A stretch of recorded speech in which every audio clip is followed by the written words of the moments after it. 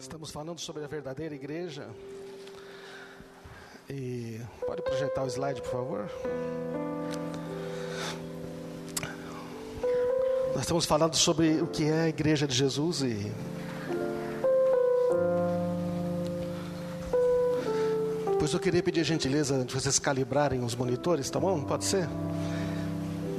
Tá? Faz depois um ajuste aí. Vê com o pessoal que é necessário, tá bom? Para a gente poder, não atrapalha a visualização do pessoal, tá bom? Estamos falando sobre o que é a verdadeira igreja e hoje queremos falar nessa sequência como nos tornamos parte desta eclésia de Jesus. Jesus disse: eu edificarei a minha igreja. Eclésia é a palavra que Jesus disse, eclésia, igreja, traduzido por igreja, e ele disse: esta eclésia, esta igreja que eu vou edificar, as portas do Hades, da morte, do inferno, não vão poder resistir contra a força desta igreja. Então ele está falando que a eclésia dele vai contra estas fortalezas, estas portais da morte. E esses portais da morte não seriam capazes de resistir à investida da igreja, da eclésia. Então, nós falamos em umas reuniões passadas que na nossa cultura moderna existe imagens mentais sobre o que é a igreja muito distorcidas, não é? Devido a esse mundo moderno, a gente começa a ver a igreja às vezes como, não é, um posto de gasolina, um lugar onde você vai lá para se abastecer. Gasta a semana inteira as suas energias e no domingo tem que dar uma recarregada, não é? É lógico que na igreja, é lógico que na reunião as pessoas são abençoadas, não é verdade? Mas não é isso que Jesus quis dizer. A eclésia de Jesus não se resume a um lugar onde você passa uma vida muito difícil, então lá no domingo você vai dar uma recarga, vai encher a sua vida espiritual. Outro conceito que existe no mundo que a igreja é o shopping cineminha, não é verdade? O lugar que você vai, encontra os amigos, ai que legal, tão joia, dá para encontrar namorada, dá para encontrar namorado, não é verdade? Não. Dá para encontrar alguém para emprestar dinheiro.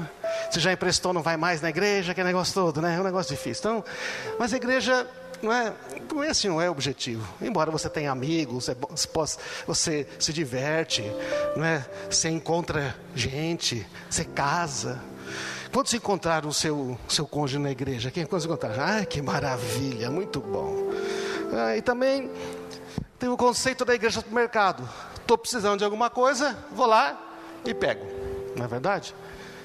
Tanto que algumas igrejas descobriram que a turma gosta, né, no Brasil, da igreja do mercado, e eles fazem o maior varejão de bênção, não é verdade, gente?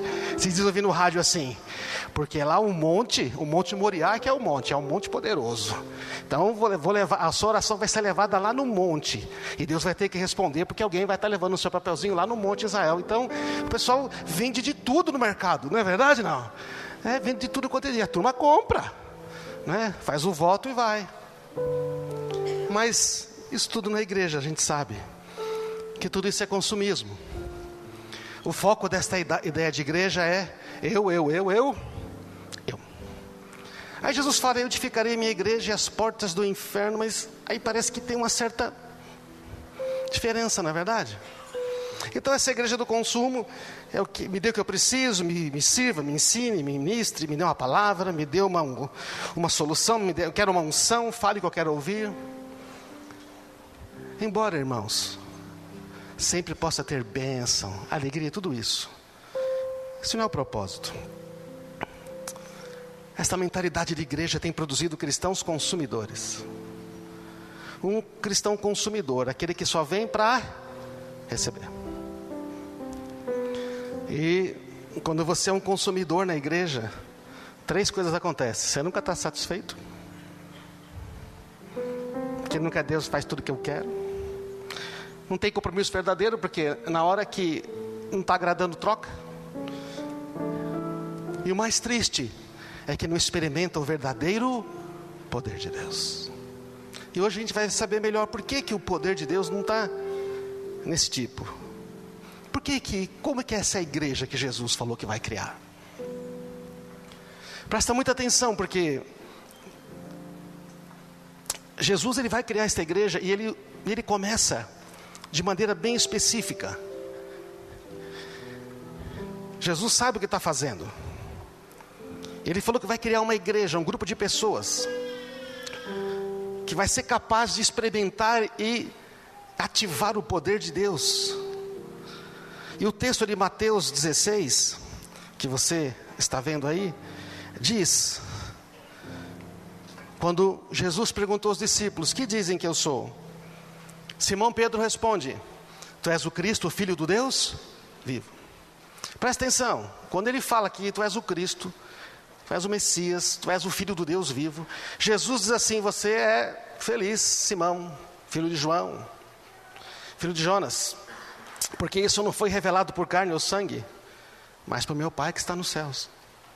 Veja, você acabou de ter um insight, uma revelação, e a revelação, eu digo que você é Pedro, você é uma rocha, você é um cara firme, e sobre esta pedra, isso que você falou, eu vou edificar a minha igreja, e as portas do Hades, do inferno, da morte não poderão vencê-la. Então, sobre que afirmação Jesus falou que vai construir a igreja? Do fato dele ser o Filho de Deus, o Messias. E Jesus falou mais: você descobriu como usar o poder do reino de Deus. Você descobriu a chave. Eu lhe darei as chaves do reino dos céus. A chave do reino vai estar na sua mão, porque a chave do reino vai ser dada para a igreja. É a igreja que eu vou construir que vai ter a chave do meu reino. Tudo que esta igreja ligar na terra vai ser ligado nos céus. Tudo que desligar na terra vai ser desligado nos céus. O que está dizendo? O poder dos céus será comandado neste mundo pela igreja. Quando a igreja neste mundo ativar o poder de Deus, será ativado. Amém? E por quê? Por causa desta verdade, porque você sabe quem eu sou. Você teve uma revelação de que eu sou o Messias, o Senhor. Eu sou aquele que havia de vir. Então percebe que a conexão de igreja está ligada ao conceito de reino de Deus. Há um poder que pode ser acionado desta terra. E quem que aciona? A eclésia, a igreja de Jesus. Mas a igreja não é esse prédio. A igreja não é uma organização, não é um CNPJ. A igreja são as pessoas. A igreja é você, somos nós. Você está usando essa chave? Eu nem sabia que eu tinha. As chaves estão nas nossas mãos. Mas a gente não acredita que nós temos as chaves, acreditamos? Igreja vem da palavra grega eclésia, que significa, todo rei tinha uma eclésia. Quando o rei queria expandir o seu reino, ele chamava eclésia e falava: vocês vão lá conquistar. Eclésia é os chamados para fora. Jesus falou: eu vou chamar um grupo de pessoas, e eu vou dar a elas o quê? O poder. Quem é o inimigo de Jesus? Não são as pessoas, é o reino das trevas. E onde que esta eclésia vai? Onde você mora, onde você trabalha, onde você estuda, onde nós estudamos, trabalhamos e moramos, é lá que a eclésia atua. O que a gente faz com essas chaves? Jesus falou: com essas chaves vocês vão libertar essas pessoas. Vocês vão abrir o reino das trevas. Vocês vão tirar elas da prisão. Vocês vão ensinar, discipular essas pessoas. E elas também vão ser amanhã aqueles que vão discipular, libertar e abençoar a outros. Está ficando mais claro o conceito? Esta é a imagem que Jesus tem na mente de eclésia. Quando ele fala eclésia, é uma palavra que todo mundo conhece na época de Jesus, porque todos eles tinham suas eclésias. Nós já falamos isso numa outra reunião, não vou detalhar, só fiz essa introdução para dizer agora como é que Jesus forma. Ele chega e fala: muito bem, vocês são a minha eclésia, agora vocês vão lá e acaba com o inferno. Ele faz assim? Não. Não. Jesus... Você pega Mateus capítulo 4 e começa a ler, você vê ali como começa o ministério de Jesus. Isso é muito importante porque toda a chave está na palavra de Deus. Jesus falou assim: eu edificarei a minha igreja. Ele fala no futuro, certo? Quando ele fala com os discípulos, ele está dizendo: eu vou edificar. Quer dizer que não estava edificada ainda. Quando é que a igreja, a eclésia de Jesus, verdadeiramente começa a se manifestar nessa terra? em Atos dos Apóstolos, quando vem o Espírito Santo. Lá começa a igreja, por isso é chamada de igreja primitiva, ou a primeira igreja. Mas antes disso, Jesus, veja, ele tem que fazer uma coisa, ele tem que estar na terra, ele vai ainda morrer, ele vai ressuscitar. Então ele fala, olha, eu vou edificar a minha igreja, e eu vou dizer como é que eu vou edificar. Então, quando a gente descobre como é que Jesus edificou a sua igreja, você descobre como fazer parte dela. Porque as pessoas acham que frequentar uma reunião, ou estar numa célula é fazer parte da igreja, mas hoje você vai ver que para fazer parte da igreja de Jesus, existe alguma coisa mais profunda. É lógico que quem faz parte da igreja de Jesus, vem numa reunião, está com os amigos, está numa célula, é óbvio. Mas apenas isso não significa. Como é que ele faz? Jesus, quando começa, ele vem do deserto em Mateus 4, e ele começa a declarar uma mensagem. Ele começa a declarar uma mensagem, não é? Então a primeira coisa que Jesus faz é que ele, em Mateus capítulos 4 e 5, ele começa a falar do reino de Deus. Arrependei-vos porque o reino de Deus está próximo, ou está chegado. Você já reparou que toda a mensagem de Jesus é sobre o reino dos céus, o reino de Deus, o reino dos céus, o reino de Deus? Essa é a mensagem de Jesus. Por que essa mensagem é tão importante? Primeiro Jesus fala, ei, você precisa entrar no reino de Deus. E nem todo mundo que diz Senhor, Senhor vai entrar no reino de Deus, mas quem faz a vontade do meu Pai, que está no céu. Então você lê Mateus 4 e 5, ele fala do reino de Deus. Lá depois do versículo 12 de Mateus 5, não é verdade? Ele começa a falar sobre o discipulado, como é que você vive no reino. Ele fala como entra, depois ele fala como vive. Ele fala como você ora, como é que você trata a sua esposa, como é que você trata o próximo. Quando alguém deve dinheiro, como é que você faz? Quando alguém ofende você, como é que você faz? Ele começa a dizer como é que vive no reino de Deus. Se você for rolando a sua Bíblia, não é?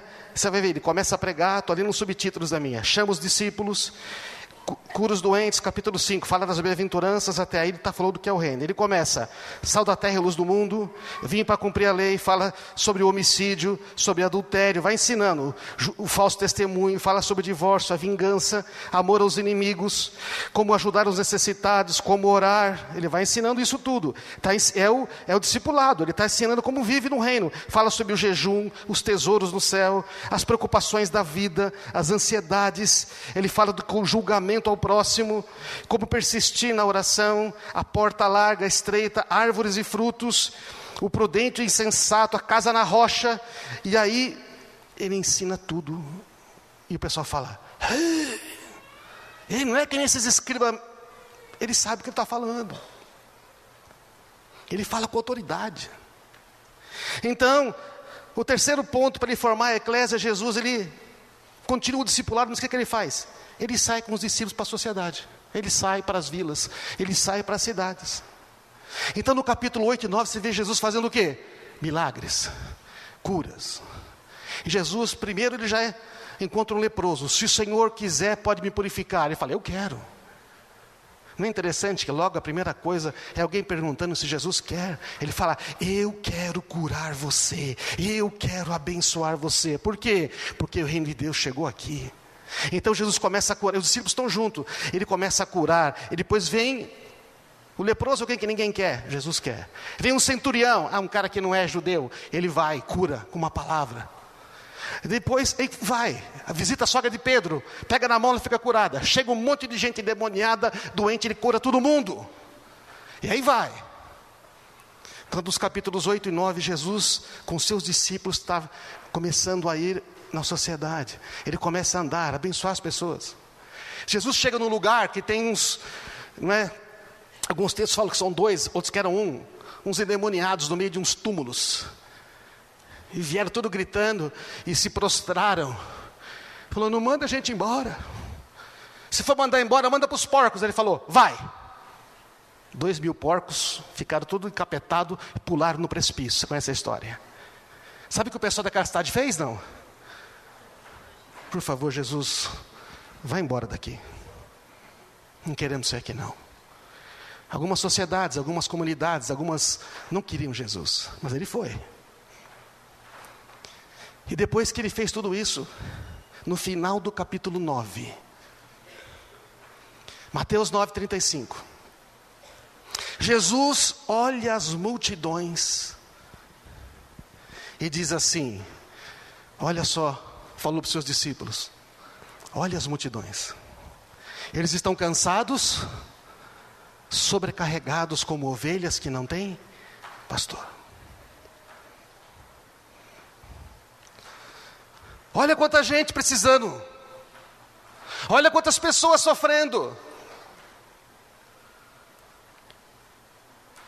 E ele falou para os discípulos, orem ao Senhor da seara. A seara é grande, os trabalhadores é que são poucos. O problema não está com a colheita, o problema é que está faltando trabalhador. Vamos orar para Deus mandar trabalhadores. Quantos trabalhadores havia nesse momento que Jesus fala isso para os seus discípulos, você sabe? Quantos trabalhadores tinham? 5? Carteira assinada, né? Pegou, não? Quantos trabalhadores estavam? Quantos estavam fazendo a obra de Deus nesse momento? No fim de Mateus 9, você sabe, não? 12? Hã? Quantos será? Por que Jesus falou? São poucos trabalhadores. Quantos trabalhadores tinham trabalhando até aquele momento? Só Jesus, não é verdade, não? Só Jesus estava trabalhando. Só Jesus está curando. Só Jesus está... Só Ele está fazendo. É só Ele. Ele fala, ei, ô moçada, vocês estão vendo o tamanho do negócio? O que vamos fazer com tantas pessoas? Vamos orar. E eles oraram. Em Mateus 10, sabe o que acontece? O que acontece em Mateus 10? Jesus envia os seus apóstolos, os seus discípulos de 2 em 2. Então você percebe como Jesus fez? Ele falou do reino de Deus. Ele discipulou, ensinou seus discípulos. Depois ele foi e mostrou como é que o poder de Deus atua. Depois falou, e agora? Vou ficar só eu ou vocês também? E aí o que acontece? Os discípulos devem ter dito, Senhor, puxa, nós estamos aqui. Em Lucas 10 fala que ele também envia outros 72. E aí você tem em Mateus 10, 11 e Lucas 10, Jesus enviando. E sabe o que acontece com essa turma? Quando eles voltam, eles falam assim, Jesus, os enfermos são curados, os demônios saem. As coisas estão sendo transformadas. Nós estamos fazendo as mesmas coisas que o Senhor está fazendo. Sabe o que é impressionante, gente? Jesus está dizendo, eu estou dizendo para vocês como é que vai ser a minha eclésia, amém? É isto que esta igreja faz. Não é para viver só para si mesmo, só para cuidar dos seus próprios interesses, viver aquela vidazinha quentinha, gostosinha, medíocre, e talvez deixar de ir para o inferno. É uma vida onde aqui você está reinando com Cristo. Agora sabe o que é interessante? Os discípulos de Jesus, eles tinham aí o quê? Uns 2 anos e pouco com Jesus? Você acha muito tempo ou pouco tempo? Você não acha nada? Eu acho pouquíssimo tempo, e ele mandou.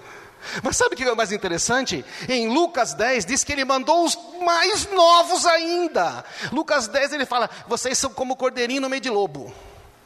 Ele mandou os mais novos ainda e falou, vai. Esses mais novos ainda, devem ter que, não sei, 6 meses, também foram e as coisas aconteceram. E parece que isso não é muito parecido com a igreja de hoje, né? Onde as pessoas ficam 10, 20 anos na igreja e aí arrisca fazer uma oração. Ou deixam ele fazer, né? Porque também diz assim, você não pode. Você tem que estudar mais uns 40 anos ainda. Daqui uns 40 anos, quem sabe você pode fazer uma oração. Então o pessoal acha que na igreja tem que esperar o pastor dar o microfone para a pessoa falar alguma coisa. Ei, mas a igreja de Jesus não tem microfone, não tem banda, não precisa disto. A igreja de Jesus é o poder de Deus tocando a vida das pessoas, entende? Porque se não tiver isso... Então o que acontece? Em Mateus 10, Jesus fala: vão e anunciem que o reino de Deus está próximo. Cure os doentes, ressuscitem os mortos, purifica leproso, expulsa demônio. Pode ir fazer o que eu fiz. De graça recebestes, de graça dai. E eles foram. E sabe o que aconteceu? Aconteceu.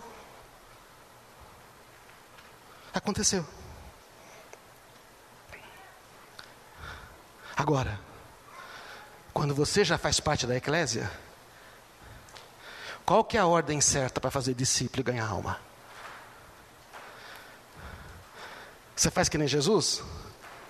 Você prega o evangelho, ensina, é isso ou não? Não, ele mandou fazer o que primeiro? Cure os enfermos, expulse os demônios. Quando Jesus manda a igreja, tem que fazer o que ele fez. Como é que Jesus atraiu as pessoas? Foi ensinando? Não, ele mostrou o poder do reino de Deus, certo ou não? E as pessoas vieram. Quando Jesus manda os discípulos ir, ele fala: primeiro vocês vão curar as pessoas, expulsar os demônios. E eles vão dizer: que é isso? Aí você vai pregar o evangelho. Aí elas vão entrar no reino de Deus. Aí você discipula elas e ensina como viver no reino. Aí o que você faz?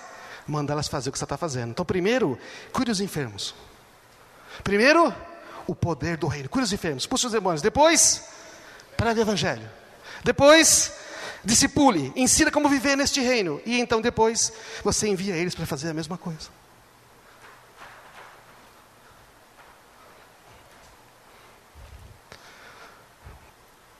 Sabe, a igreja que Jesus falou que ia construir, que ele construiu, é esta igreja. Jesus começa, obviamente, da mesma maneira. Ele sai, começa a curar os enfermos, começa o pessoal a seguir ele, e ele prega o evangelho do reino, eles acreditam, ele discipula essas pessoas. Depois ele envia essas pessoas. Às vezes, a gente fica tentando gastar horas e horas tentando convencer uma pessoa com argumentos teológicos de que Jesus é o Rei dos Reis. Precisa experimentar o quê? O poder do reino de Deus. Eu, quando me converti, experimentei o poder do reino de Deus. Já contei muito testemunho algumas vezes aqui. Eu estou numa reunião e eu consigo ouvir a voz de Deus. Eu falo, meu Deus do céu. Quando você experimenta o poder do reino de Deus, você fala: peraí, alguma coisa chamou a minha atenção. Eu quero saber quem é este rei. Então,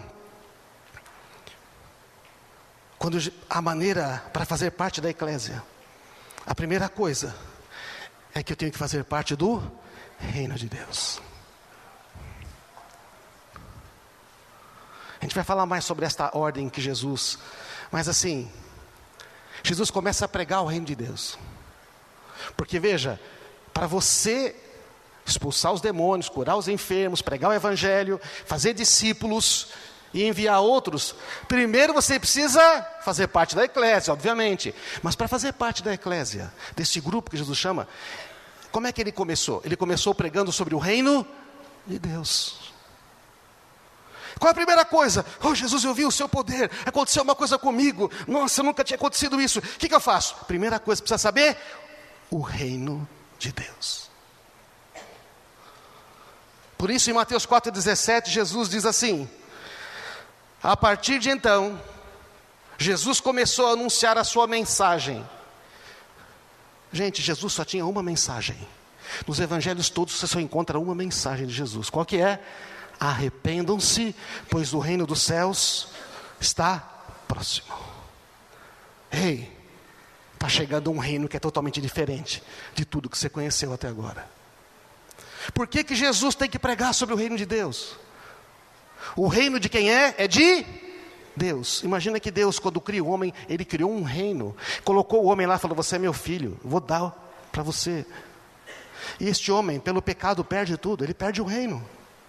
Quando vem Jesus, ele fala: ei, Deus achou uma maneira de devolver, ou de dar a você de novo o reino de volta, amém.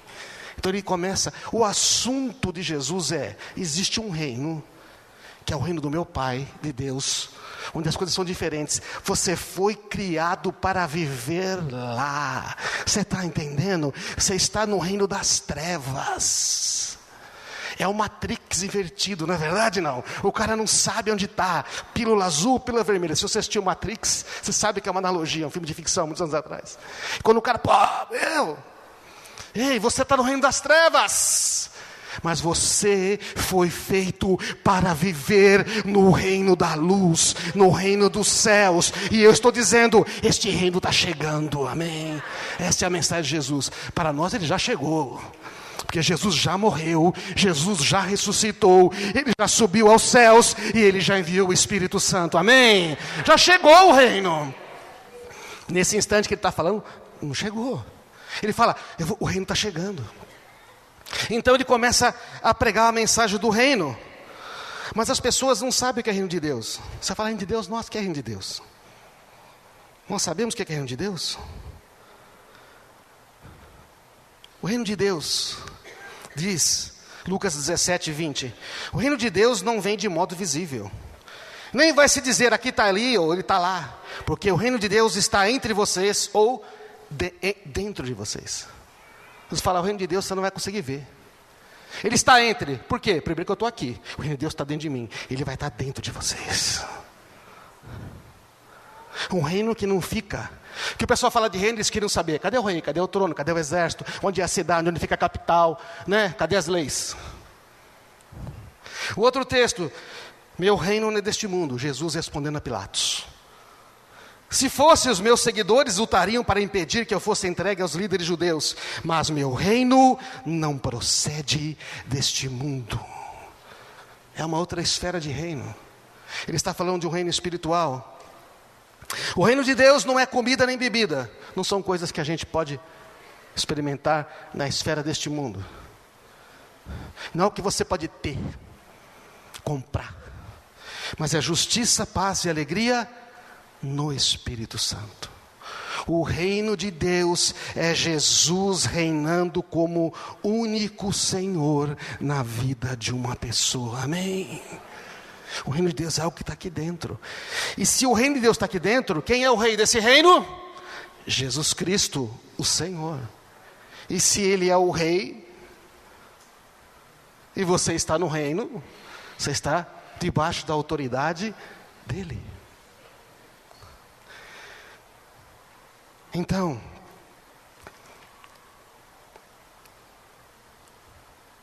por que Jesus coloca o reino dentro? O que é o reino de Deus? É uma vida totalmente rendida a Deus. É o Espírito Santo habitando aqui. Você é o templo do Espírito Santo. E por que Jesus põe o reino de Deus dentro de você? Eu não habito em templo feito por mãos de homens. O Antigo Testamento prova que aquele jeito de adorar a Deus não existe. Deus só procura quem adora em espírito e em verdade. Onde é que está em espírito? Como é que se adora em espírito? Aqui dentro, você tem um espírito. Ele põe dentro, porque Ele quer intimidade, comunhão, relacionamento, Ele quer falar com você. Um reino que ninguém pode derrotar, já imaginou? Um reino inabalável, diz a Bíblia, que não terá fim. Aí o que acontece? Como é que se entra nesse reino? Jesus prega o reino primeiro, porque as pessoas têm que entrar no reino, porque se não entrar no reino, não tem como usar o poder do reino. Então ele vai dizer, como é que entra no reino? Presta atenção, hein? Você fala, algumas pessoas falam assim, reino de Deus, parece uma terminologia tão antiga, né, o negócio. Tá. E reino das trevas, você conhece, não? Ah, tá. Reino das trevas, miséria, destruição, relacionamentos destruídos. O reino de Deus, a justiça, a paz e alegria, prosperidade. O reino das trevas, todos nós conhecemos, né? Lê as notícias aí, qualquer, você vai ver o reino das trevas. Está aí o reino das trevas operando. Atos capítulo 2, 36 diz como entra o reino de Deus. Aqui nasceu a igreja. O Espírito Santo encheu aquelas pessoas todas. E Pedro falou assim: sabe esse Jesus que vocês crucificaram? Deus o fez Senhor e Cristo. O que ele está dizendo? Deus fez ele o Salvador e fez dele o Senhor. Jesus, ele é o Deus Salvador, o Senhor que salva, mas também Jesus Cristo é o Senhor dos senhores. Amém? Você precisa ter uma experiência com Jesus como o Salvador e como o Senhor. E ele diz assim: quando ouviram isso, aquela multidão ficaram aflitos em seu coração e perguntaram a Pedro e aos apóstolos: irmãos, que faremos? Qual foi a resposta de Pedro? Arrependam-se. Qual foi? Arrependam-se, cada um de vocês seja batizado em nome de Jesus Cristo para perdão dos seus pecados, receberão o dom do Espírito Santo. Simples, é assim que entra no reino. Arrepende, batiza e é cheio do Espírito Santo. Arrependimento, batismo, ser cheio do Espírito Santo. É assim que entra no reino de Deus. Tem muitas pessoas que estão na igreja, essa que a gente conhece por aí, mas elas não estão no reino. Na verdade, elas não estão na igreja, né? Elas estão indo frequentar algum lugar, ou não sei.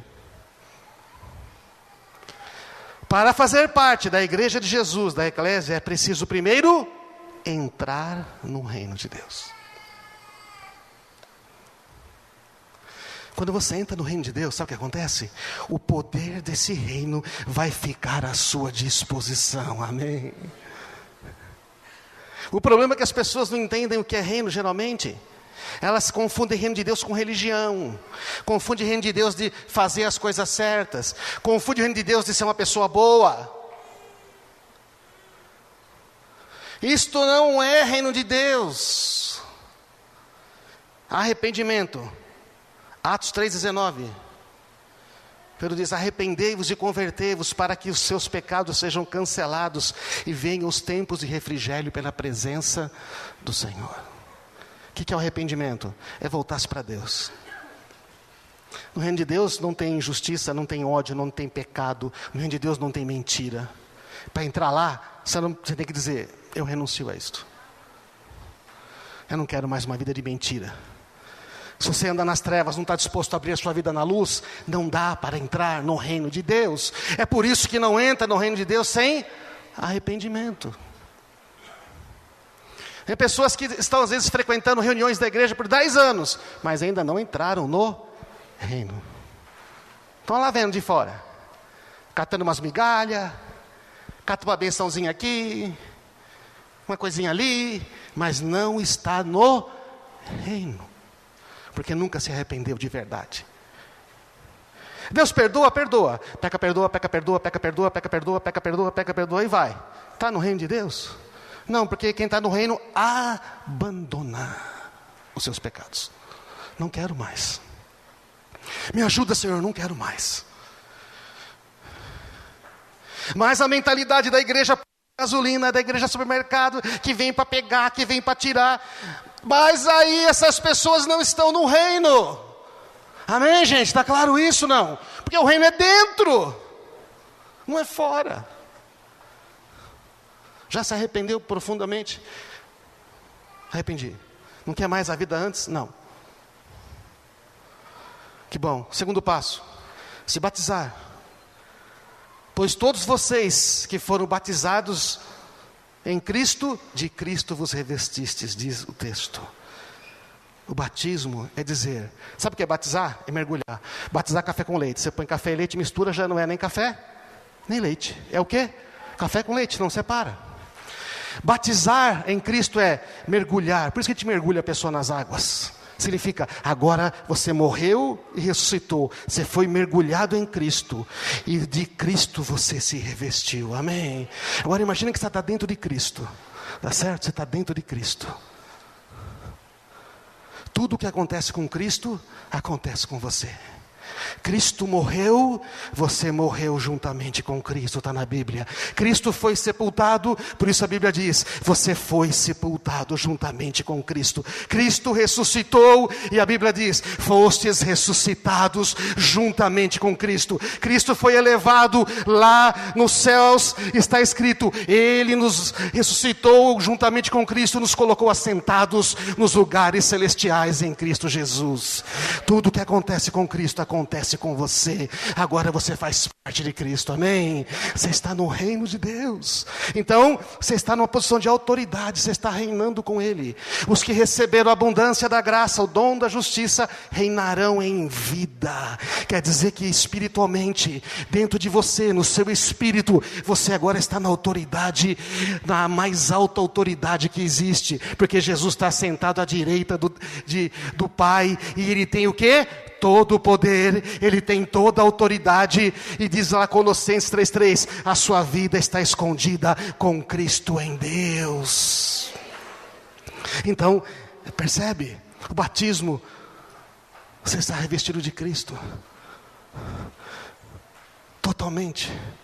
Se você pegar a sua Bíblia aí de papel, você pegar um livro, coloca uma mensagem dentro, para onde você mandar o livro, a mensagem está lá dentro, não é verdade? Ora, onde Cristo vai, você está lá com Ele. Vocês percebem uma revelação do reino de Deus, algo mais poderoso do que a gente imagina. Quando você começa a entender essas coisas, você fala, peraí, por que eu estou vendo essa miséria de vida? Por que eu estou aceitando essas coisas? Eu estou assentado com Cristo, por que eu estou com medo? E ser cheio do Espírito Santo. Como é que funciona? Funciona assim, quando você se arrepende e crê, o Espírito Santo vem habitar em você. Só que você pode deixar ele lá quieto, você pode deixar ele encher você. Efésios 3:18, deixem-se encher pelo Espírito Santo. Não vivam mais como se vivia antes. Mude a maneira de pensar. Deixe o Espírito Santo encher você com outras. Ei, quem fez você sabe o que fez, amém? Então Ele tem direção para você, e você tem valor diante dEle. O Espírito Santo vai sempre dizer, você é um filho amado, você é uma filha amada, eu tenho coisas novas para você. Mas o Espírito não pode encher a gente, se nós insistimos em viver imitando a vida velha. Não dá para falar tudo hoje sobre encher. Às vezes tem umas coisas impedindo, né? Sabe o que Ele fala? Tira isso que está impedindo. Tira essas tralhas daí. Tira esse negócio que está impedindo você ser cheio do Espírito. O que você quer que eu livre você? O que está impedindo o fluir do Espírito Santo? Na igreja, irmãos, primeira igreja, eles se arrependiam, já eram batizados, eram cheios do Espírito Santo. Não demorava muito tempo. Batizava toda semana. Quem sabe quando a gente tiver o nosso batistério, a gente queria construir um aqui, né? Quem sabe, né, Nicolau? Cadê o projeto? Está pronto, filho? Quem sabe a gente queria construir um batistério pequeno, mas a gente podia batizar a gente todo domingo, amém? Por que esperar? Queria para ser cheio do Espírito Santo logo no começo. Alguém falou que tinha que ser perfeito para ser cheio do Espírito Santo? Não. Você é cheio do Espírito Santo, aí você melhora. Irmãos, este é o reino de Deus. Este é o reino de Deus. Antes de fazer parte da eclésia, que é a igreja de Jesus, eu preciso fazer parte do reino de Deus. Não vou nem falar dos outros 3, hoje não dá tempo. Mas não dá para ensinar alguém a ser discípulo de Jesus se ele não entrou no reino. É que nem pegar e treinar urubu para viver como pomba, tá certo ou não? Você pega o urubuzão, dá uma oxigenada nele, apoda as unhas, começa a alimentar com alpiste, mas daqui a pouco ele sai e vai para onde? Comer carniça. Primeiro precisa sair do reino das trevas para o reino da luz. Precisa entrar no reino. Por isso Jesus falou, precisa do reino. Primeiro o reino. Primeiro o reino. Se você vai ler na Bíblia, Mateus, depois de Mateus 12, e Mateus 13, são só parábolas que falam sobre o reino. E para terminar, 2 conhecidas. Mateus 13:31. Então Jesus contou uma outra parábola. O reino dos céus é como a semente de mostarda que alguém semeia num campo. Ele é a menor de todas as sementes, mas se torna a maior das hortaliças. Cresce até se transformar em árvore, e vêm as aves e fazem ninho nos seus galhos. Está dizendo, o reino de Deus é parecido com isso, com semente de mostarda. O que ele estava dizendo? Ele estava dizendo isso aqui. A semente de mostarda, ela é ridiculamente pequena. Não sei se dá para ver direito, mas depois que calibrar esse monitor vai ficar maravilhoso. Aquela árvorezinha que você está vendo ali, é uma mostarda. A árvore de mostarda do Oriente Médio. O que ele está dizendo? O reino de Deus parece uma coisa pequena. Semeia aqui dentro, mas se ele encontrar um solo bom do seu coração, esta semente vai crescer, amém? Vai se tornar uma árvore. Jesus conta uma outra parábola. O reino dos céus é como fermento usado por uma mulher para fazer pão. Você já fez pão, não? Legal. Para um monte de farinha, vai quanto de fermento? A mesma quantidade, não? Não, vai só um pouquinho, não é isso, não? Põe um quizinho assim. Uma quisquinha assim de fermento, o que acontece? Embora ela coloque apenas uma pequena quantidade de fermento em 3 medidas de farinha, toda a massa fica fermentada.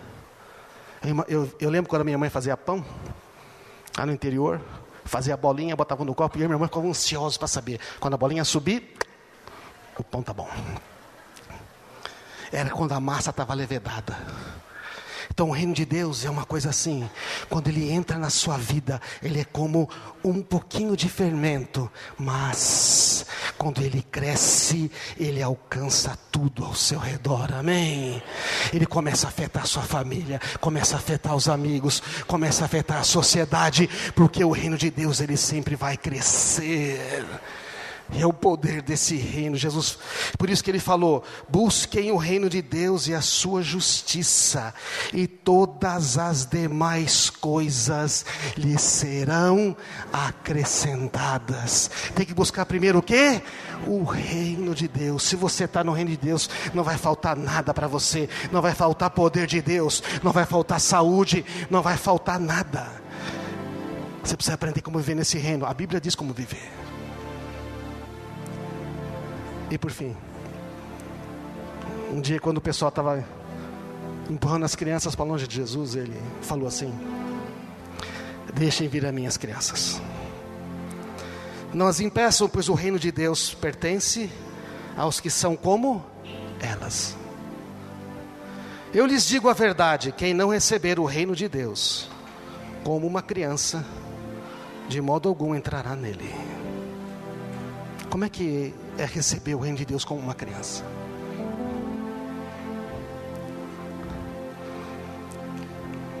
É receber de maneira simples. Olha, isto aqui é seu. É meu? O que fala uma criança? Obrigado. O que ela faz? Ela pega e vai embora. Ela não fica perguntando, por que você está me dando isto? Mas você não sei o quê? A gente que fica pensando isso, né? O que você quer? Você quer? Não, ela pega aí, meu. Filho em casa não pergunta se pode comer, abre a geladeira, né? Nós que temos que impedir. Por quê? É filho. Se você não receber de maneira simples, uma criança confia, ela é pura, não complica as coisas. A religião complicou demais, sabe, gente? Por isso às vezes Deus faz milagres em pessoas que nunca conheceram a Jesus. E os que conhecem Bíblia, às vezes muitos anos, não conseguem, porque não conseguem receber como uma criança, não conseguem mais crer que Ele quer curar, que Ele quer libertar, que Ele tem o melhor. Quem não receber o reino como uma criança, não pode entrar nele. Em que reino nós estamos vivendo? Vamos ficar de pé, irmãos. Quem é o Senhor absoluto sobre nossa vida? Quem é o Senhor?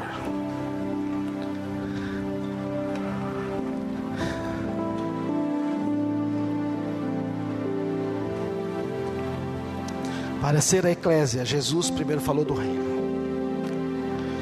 E quando as pessoas entraram no reino, Ele discipulou e disse, olha, No reino de Deus funciona um pouco diferente. A gente ama os inimigos. A gente não tem medo do dia de amanhã, porque nunca vai faltar. No reino de Deus não falta absolutamente nada. A gente não tem medo da morte, porque quem está no reino de Deus tem a vida eterna. E aí vai. Quem está no reino de Deus nunca está sozinho, porque eu estou sempre do lado daqueles que estão no reino de Deus.